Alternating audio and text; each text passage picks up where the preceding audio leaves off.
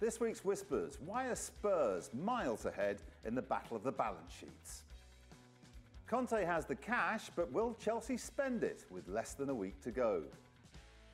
And they're coming from the continent, but which ones and when? We have all the answers. Hello, welcome to Football Whispers, your best guide anywhere to what's going on everywhere in the transfer market. A twin-pronged media strike force on the sofa today in the form of ESPN's Gabriele Marcotti and Inside World Football's Matt Scott. But first, it's only a game, but it's become one hell of a business. Money continues to flow and a worldwide audience's appetite shows no sign of waning. Collectively, the Premier League accounts for the richest clubs on the planet. Mourinho made his mark when he spent zillions on Pogba. But Chelsea have never been far behind in the spending stakes. In fact, you could say they started the gold rush and the others have merely followed on. And the prices are just as high when it comes to domestic transfers. And since 2008, Manchester City have taken the lead when it comes to paying big. Although in Dele Alli, Spurs have proved there are still bargains to be had with good bargaining and enviable skill. This is the net spend for 6 of the top Premier League clubs. Incredibly, in the last 3 years, only Spurs are in credit. They're the canniest spenders by a whopping £120 million compared to their nearest rivals Liverpool, having taken in £315 million worth of transfer funds and spending only £314 million. Take a bow, Daniel Levy.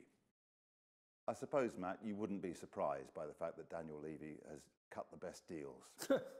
Well, he's a notoriously difficult man to deal with across when you're either trying to transact with him, buying or selling. But look, I mean, those numbers have obviously been inflated by the fact that Tottenham have sold an awful lot of very expensive players, not least, of course, Gareth Bale. And that's also through necessity. Tottenham are a club that have the smallest stadium of those 6 there. They have the lowest revenues generally. The commercials are nowhere near Manchester United's. What they're pulling in order to balance the books, and they have got the lowest wage bill as well, moreover. It means that players want to seek their careers elsewhere, so there's a pressure from within for those players to move on, but also, in order to improve and reinforce the team, they're having to pull in money from the transfer market. And the Gareth Bale money was very judiciously spent on the likes of Dele Alli. So it's not a surprise to me. But decent housekeeping, and it's still getting results. I mean, there may not be silverware there, but they're flying high in the league. There's no question about it. I think it's exceptional housekeeping. One of the things that often gets overlooked is that it's not just buying guys at the right price, it's also selling guys at the right price. Being able, you remember, guys like Paulinho, who came over, was not good, but then you managed to go and sell him for a lot of money. Wilson Palacios, there's a whole bunch of examples there. And I think one of the things that they did very well, Levy is obviously very good at being a tough negotiator, but also, previously with Franco Baldini there, they created sort of a culture of spotting value and then selling it and selling well. And I think also they were also quite good at imposing on managers this notion that managers have this idea, because they're not the ones paying the bill, right? So they fall in love with a player, like, oh, I need, this center forward, I love him. They're very good at saying, like, okay, well, you can have him for 50 million, but our budget's 30 million, and here are 3 other guys who we think are as good. And they're very good at sort of persuading the manager to do that, and they're often vindicated. What's interesting when you say there about managers not spending their own money, Daniel Levy actually is. Daniel Levy, unlike most football chairmen or owners, just let somebody else get on with it. A lot of them are absentee landlords these days. Daniel Levy owns 30% of Tottenham Hotspur Football Club. So, as the shareholder, 30 pence in every pound that club spends is his own. So I think that's a large part about why he is such a fastidious negotiator with people. Part of the action, or part of the deal, is that you want the best, and Mourinho and Guardiola can flash the cash, but they've also got to hang on to players. Is it just about money? In terms of the players wanting to stay, no, I don't think it is just about money. In my experience, having spoken to people in this situation, you try to step up when you can. I think it's no disrespect to Tottenham, but if you look at, say, Gareth Bale, and by the way, that's another example we were talking about, because Bale was always going to go. There was no possible justification for Bale to be the best, the most expensive player in the world. There still, frankly, isn't today, even though he's shown he's an exceptional player. But they were able to drag that negotiation out, if you remember, all summer long and make Real Madrid pay through their nose. And that was something that, they and obviously Jonathan Barnett and David Manasseh, who looked after Bale at the time and still do, they all did a wonderful job there from their perspective. But I think to players, it's a way of keeping score, especially vis-a-vis their teammates. And that's why you need to make sure players are taken care of. I was with Carlo Ancelotti in Doha a week ago, and he said, yeah, there's no question about it. 90% of players know exactly how much they make, and they know how much all their teammates make and people on other clubs. So it's so important to get that balance right. And Spurs, I think, have done a very good job of that. Talking of scoring in those terms, Coutinho staying at Liverpool, but he's cracked a decent deal. Yeah, I mean, again, Liverpool's wage bill isn't the highest in the Premier League. Their squad is one of the thinnest of the top six there. They spend judiciously on transfers and on wage fees. They too have done very, very well in the transfer market in selling Luis Suarez, a player they bought for £20-odd million, selling him for 60 to Barcelona, and a player who's definitely justified that fee for Barcelona. But Coutinho, he won't be earning top dollar in Premier League terms, the likes of a Costa or Wayne Rooney.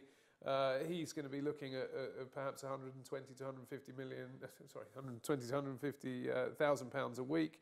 So probably about half of what Wayne Rooney will be on at Manchester United, but still the highest paid player in the dressing room, and that will be very, very important to him, as Gabby says.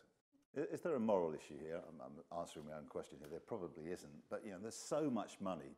Does anybody really care about how much they're spending? From the club's perspective? Yeah, because the difference between what they're spending and what people are earning, between the real world and these now like pop star footballers, does anybody really care about that difference? Are they just going to carry on spending? Well, I mean, clubs spend money so that they can attract the best talent, so that they can be successful and continue to make money. I mean, they're running businesses here, right? So that's why they do that. And if you want to look at it again from the argument of the public and nurses and teachers and all this stuff, without getting too political here, if Coutinho makes 120 grand a week, he's probably paying about 50 to 55 grand to the exchequer in taxes, and that money then gets spent by the government, hopefully for the common good. And the nice thing is, if you don't like the way the government's spending it, you have a chance to go and vote for them and make them spend it differently. So I don't have a problem with it. They're creating wealth, is basically what they're doing. The alternative is, if we had like a maximum wage or something, you would have a bunch of players who were making a lot less money, and then maybe we could relate to them more, but the profits would still be going somewhere, and they'd be going off to, a bunch of American guys with glasses in Boston. Is that better? Your partner's nodding there. Just one point I'd like to make. That conference call at midnight last night was well worth it, because we're all agreed on what we should be wearing. And the uniform is hanging in there. Well done, chaps. Before we move on, let's get a roundup of the rest of the whispers in and around the transfer market from James Lorenzo. Thanks, Matt. Now, yes, we have entered the transfer window's final week, but the deal makers show no signs of letting up. We start today with Scott Hogan and West Ham's continued interest in the Brentford striker. If reports are to be believed, the Hammers have already tabled 3 bids for the 24-year-old, but all of those have come short of the £15 million asking price. However, after Hogan was left out of Brentford's action at the weekend, the rumours have only picked up pace, and the index has hit a new high of 4.7 today. Asmir Begovic is on a 4.6 and in 5th for a move to Bournemouth. We think that Chelsea will look to find a replacement before they let the 29-year-old go, but that index of 4.6 would indicate that he's not far off a departure. Taking a quick look abroad, and there in 6th is Gonzalo Guedes. The 20-year-old winger is on a 4.5 to make a switch from Benfica to PSG. We also have him down as linked with Manchester United, but that index is down in 2.2.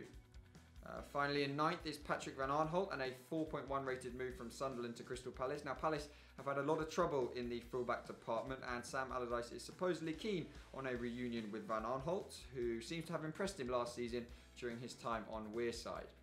My deal of the day today concerns Thibaut Courtois and some long-running interest from Real Madrid. We did bring you rumours of this one way back in December, and the rumours have not died down now. It's sitting on a 2.8. Those rumours have had knock-on effects, with Joe Hart now on a 1.1 to move to Chelsea as a replacement. This one is certainly one worth following.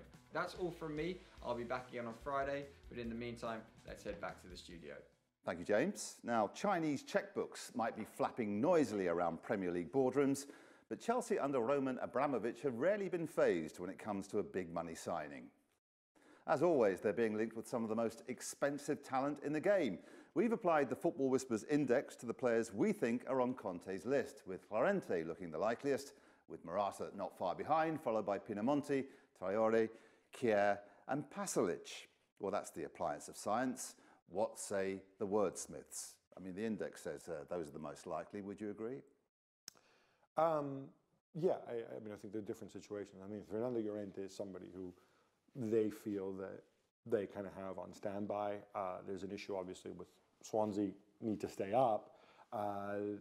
Swansea were probably looking for other solutions anyway, and obviously they have Borja Baston. So I think they're in a situation where, you know, they would be happy to let him go. He's on big wages, and from Chelsea's perspective, Conte would love to have a big Plan B experienced striker in case Costa gets injured or more likely suspended. Yes, as he's want to do.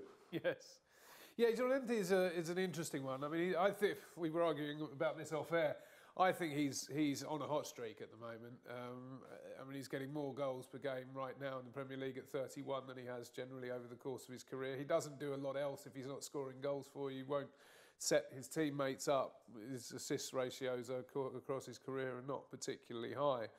But he's somebody who, if he is on a hot streak, then you want to use it. And if you're trying to win a title and you're missing your main striker, then he's not a bad person to insert. But I still think they've got three strikers there, three forwards when they play Pedro, Willian and Hazard up front. I think things work just as well as they proved without Costa over the Christmas period. He has more goals from open play this season than Christian Benteke. He has as many goals from open play this season as Sergio Aguero. And he's shown that if he gets a service, you know, he can score. We're talking about a Band-Aid. Yeah, well, he has been the subject of some big money speculation of late. The Chinese are interested, but Antonio Conte isn't. He's very happy to stay with us, and he's very happy to play with Chelsea. For us now, it's very important to be concentrated at the present. Don't see too far. Because if we start to see too far, we risk to lose the present, and the present is more important than the future. It's quite philosophical on the part of someone who's English. He's actually improving week by week, but that's by the by. So he's saying the present more important than the future. Is that good enough to keep Costa happy?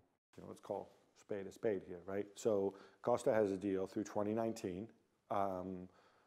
Just last summer, there was a serious question mark about whether he would stay at Chelsea. There was suggestions of him going back to Atletico Madrid.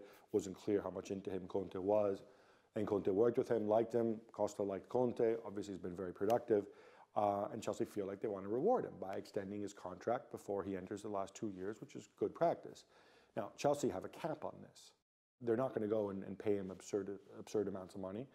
I think they push the boat out to around 180 to 200 grand a week. And they're not going to go beyond that for obvious reasons, because if you pay this guy 200 grand a week and he is 28 and he's had issues in the past and you already have him locked up for 2 years, if you pay him that much money, then that means Eden Hazard starts knocking and says, hey, how much are you going to give me? Given that I'm a better player. So, and that's when, he apparently wants more than that, or his agent's asking for more, which he's entitled to do. And that's when mysteriously this whole China story comes up. But I think Chelsea know that they're in a pretty solid position. It's not like Diego Costa is going to go on strike. They can just say no. Worst comes to absolute worst. Worst comes to worst. What they can do is they can sell but say keep him on loan through the end of the season, or move him on in the summer for a big fee if he's still not happy. But I think they're playing this very well, in my opinion. Yeah, with 2 years left on his contract, he probably will be mobile this summer. That tends to be the time when you either have to retain them, unless you're Arsenal, retain them with an extension or let them go. And I would expect, given the issues that have been in the background, that he probably will be parting company with Chelsea in 2017, but not right now. But we've seen there Alvaro Morata has been linked with Chelsea for a long time as his replacement. I don't personally see that happening. I think he's been getting games at Real Madrid. They love to have one of their own in there. He's been very productive. He's in the 6 starts he's had 5 goals and 3 assists this season. He is getting starts. So, you know, despite an Achilles tendon problem this season, I think Morata's going to be at the Blanco Celeste for some time yet. One word answer, and there's a challenge. Do Chelsea need to spend to get the title? No. Thank you very much. Well, the transfer window closes at 11 o'clock on Tuesday night. Now we're moving to the other end of the table here. Sam Allardyce expects the clubs in that position to be busy between now and then. I think it's important for everybody. I think we all have a desperate need in the lower end of the table. You'll see more business, I think, going on in the lower end of the table. You will in the top end of the table because of the implications of falling out of this division financially, particularly. So we'll all try and bring the players in that we think are better than what we've got, and that is the difficult task. I can pick from 100 players tomorrow. There could be 100 players available for us tomorrow. How many of them will be good enough is the choices you have to make, and we have to make sure we don't panic and buy somebody for the sake of buying them. Because they come and they can't contribute, so you're left in a more difficult area because you end up with too many players that are not good enough to get you out of the trouble you're in. And so picking a player has to be somebody that makes us better. So we've heard lots of opinion once again, and that's exactly how we create our Football Whispers Index, by separating the fact from the fiction.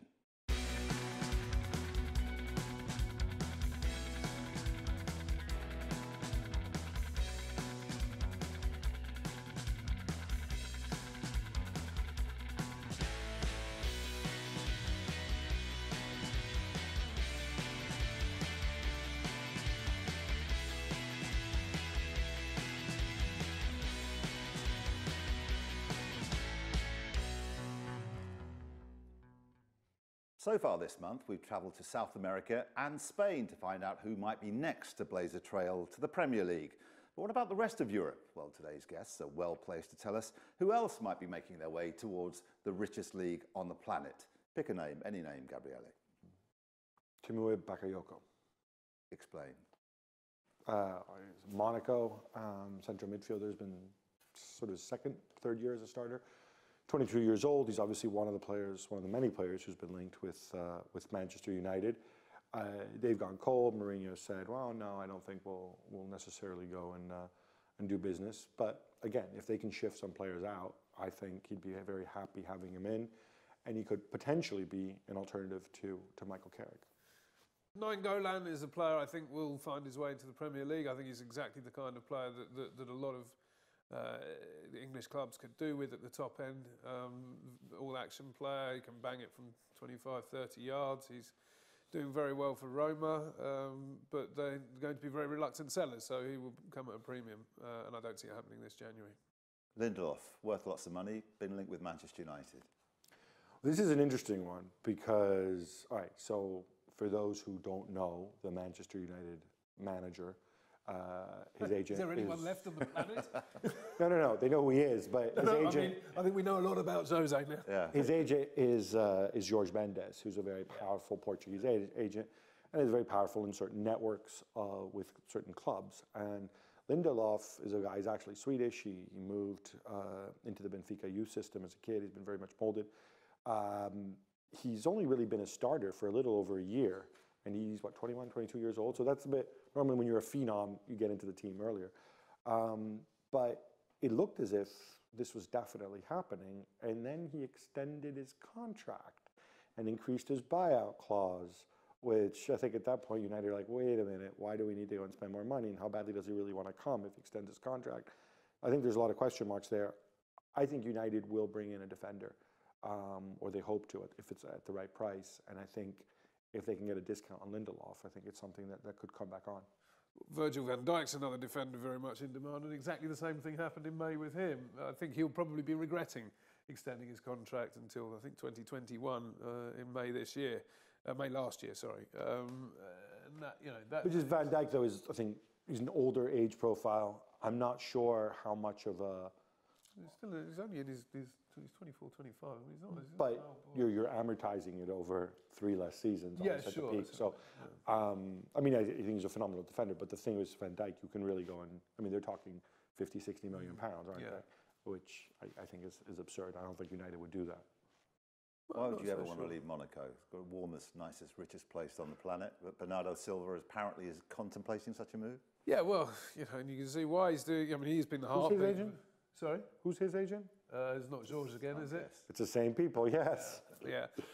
He's done very, very well for Monaco. He's been a heartbeat of a very successful side this season. They've done very, very well. Everybody's talking about Falcao and the success, that he inevitably brings because he's a big name in that team. But no, it's Silva. I mean, he's been absolutely stunning at that number 10 position, and he's obviously going to make a lot of people sit up and take notice in the richest league in the world. And it's a position that is not easy to fill. There's a number of players in those positions who may wish to, who are coming towards the end of their contracts and will be looked at as a decent replacement for, but Mendes will decide where he goes.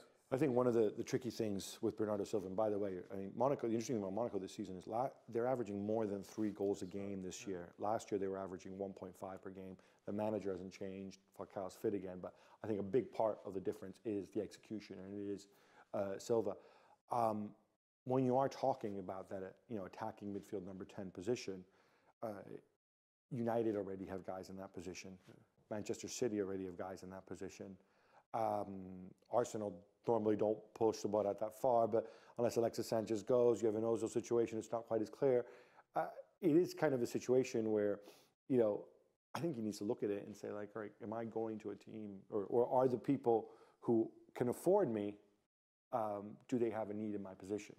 And I think that's something that might push Bernardo Silva to stay a little longer. However, there seems to be a move towards more and more playmakers finding their way into teams. I mean, the way that Manchester City even recently have set up, or certainly in the last couple of games, is to just throw on as many attacking midfielders as they possibly can. Perhaps that is the answer, to play 3 at the back, have a more solid defence, because centre defences do become vulnerable right now.